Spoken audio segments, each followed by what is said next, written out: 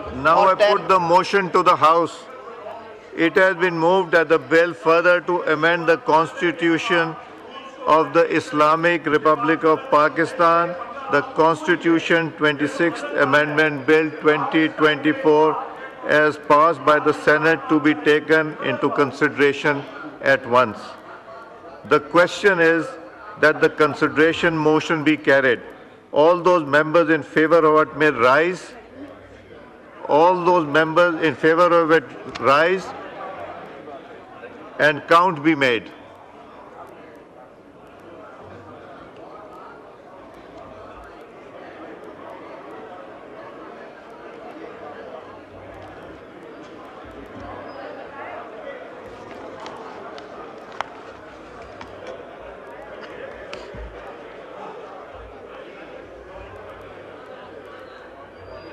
इस पर फिर आप मुझे स्क्रीन पेन से ना नोट करते जाएं।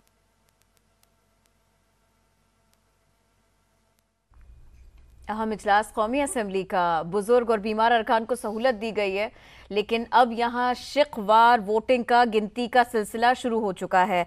इससे पहले गुफ्तगू की मौलाना फजलुर रहमान ने, डॉक्टर फारूक सत्तार ने, और उन्होंने भी अपने ख्यालात का इजहार किया। आजम नज़ीर तारड़, उनकी भी जब उनको बात करने का मौका मिला तो उन्होंने कहा कि अब कम से कम 11 जमातें ऐसी हैं कि जिन्होंने अपना वक्त, अपना टाइम जो था उसको छोड़ा है ताकि शिकवार गिनती हो सके, और ये तारीखी मौका है, इसको तारीखी जानते हुए, इसकी अहमियत को जानते हुए आगे बढ़ा।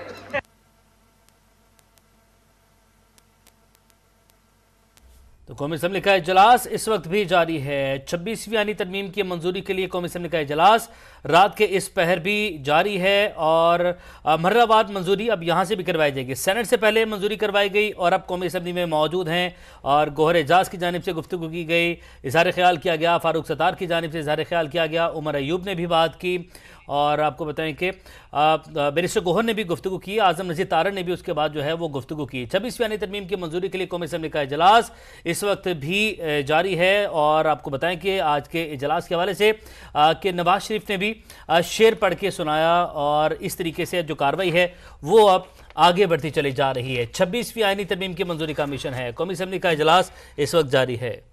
और इससे पहले जब ख्वाजा आसिफ साहब बात कर रहे थे तो उन्होंने तारीख भी दोहरा दी, उन्होंने सारे का सारा मामला भी बता दिया। उन्होंने कहा जिसका दामन साफ हो वो खड़ा रहता है, दामन साफ नहीं था तो लोग वापस अपने घरों को चले गए।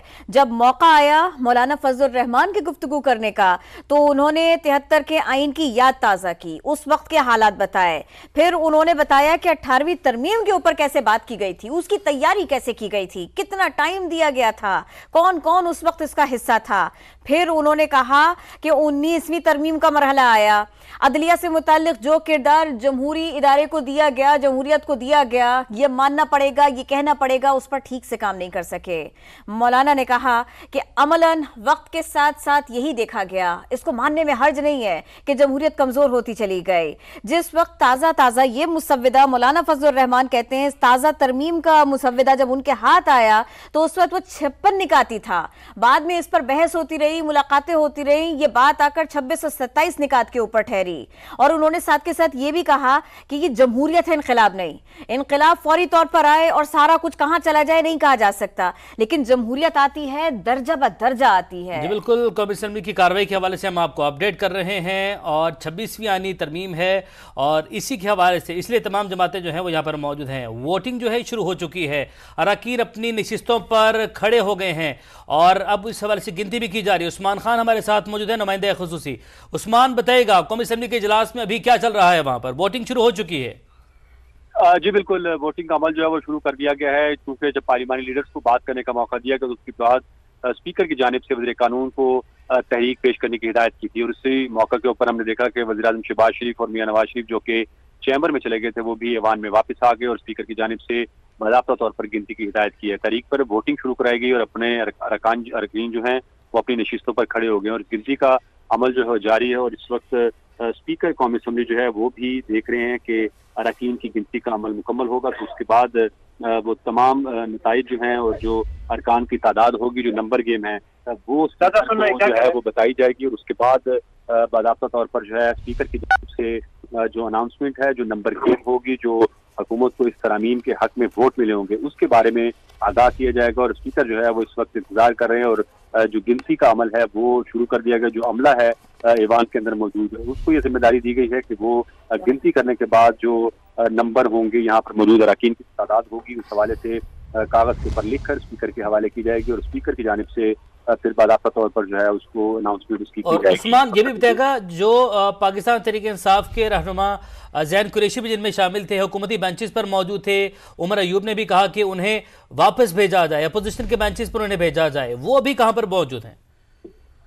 देखिए 4 ऐसे अरकान हैं आज़ाद अरकान अपोजिशन के जिनके बारे में ये कहा जा रहा है कि वो हुकूमती बेंचेस पर विराजमान हैं। पहले जब उनको लाया गया था तो पार्लियामेंट की बिल्डिंग में उनको बैक डोर से लाया गया और ऐवाने सदर के रास्ते से उनको पार्लियामेंट के 4th फ्लोर पे लाया गया और उसके बाद स्पीकर चैम्बर में आए और फिर लॉबी में लाकर बिठाया गया। लेकिन जो ही इजलास का दरमियान आया तो हमने ये देखा कि उन अरकान को 4 अरकान के बारे में बताया जा रहा है कि वो हुकूमती बेंचेस पर आकर बैठ गए थे। तो उनके बारे में अभी तक जिसके बारे में वाज़ेह तौर पर वज़ीर दिफा ख्वाजा आसिफ ने भी अपनी तकरीर में कहा था कि 4 अरकान जो हैं वो आपके टिकट पे नहीं है, वो आज़ाद अरकान लड़े थे जो हुकूमती बेंचेस पर बैठे हैं। तो ये तो एक बात वाज़ेह हो गई है कि 4 अरकान हैं जो कि जिनको ईवान में लाया गया है। अब वो कौन कौन से नाम हैं चूंकि उनके चेहरे जो है वो सामने नहीं आ रहे हैं और उनको ईवान के अंदर हुकूमती बेंचेस में जो गैलरी के नीचे वाली साइड बनती है वहां पर बिठाया गया है और वहां पर उनको बिठा कर हिदायत की गई है कि जब जरूरत पड़ेगी तो उनकी वोटिंग के जो उनका वोट जो है वो भी लिया जाएगा। तो अब बाकायदा तौर पर क्योंकि गिनती का अमल शुरू हो गया है इसलिए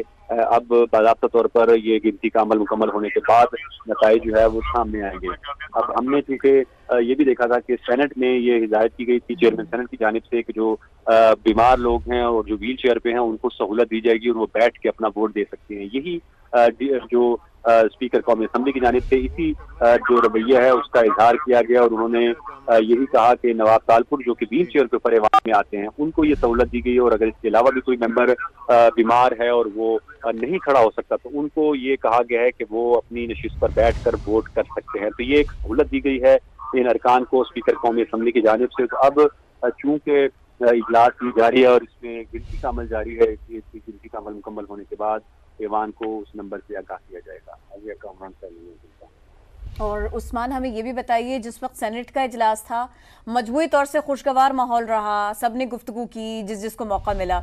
यहाँ थोड़ी सी कौमी असम्बली के इजलास में थोड़ी सी तलखी भी देखी गई, बिलावल भुट्टो बात करते से रुके भी, मौलाना फजल रहमान बात करते से रुके भी, यहाँ हुआ। लेकिन मजमूई तौर पर यह देखा गया कि माहौल खुशगवार ही रहा कौमी असम्बली का भी।